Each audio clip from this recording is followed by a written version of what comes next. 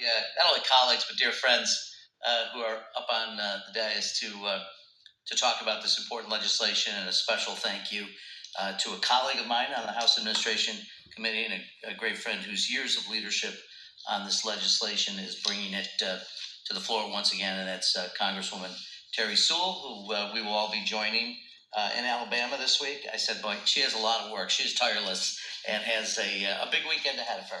But we're so grateful for her continued fight here.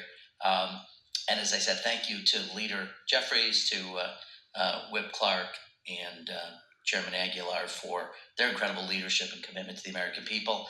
And also my dear friends from New York, Yvette Clark and Grace Meng. And I do want to say a word about John Lewis. I often say, people will ask me back in Rochester, did you get to meet John Lewis? And I had the privilege of serving with him for just a couple of years. And I remember in the morning when we'd get on the floor, I'd always go over to say hello. And I'd say, good morning, Mr. Lewis, how are you? Good afternoon, Mr. Lewis, how are you? And he finally said to me one day, we're colleagues. You can call me John. And I said, I appreciate that very much, Mr. Lewis. But he will always be Mr. Lewis to me. I think as it's clear, House Democrats believe democracy works best when every single person participates. It's at the core of who we are.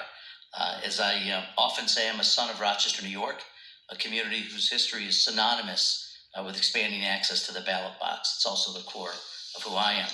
Rochester is the home of Frederick Douglass and Susan B. Anthony, two of the most passionate and well-known advocates for voting rights in American history. Frederick Douglass published the North Star newspaper at the heart of my downtown area, and we take our ties to that sacred history very, very seriously.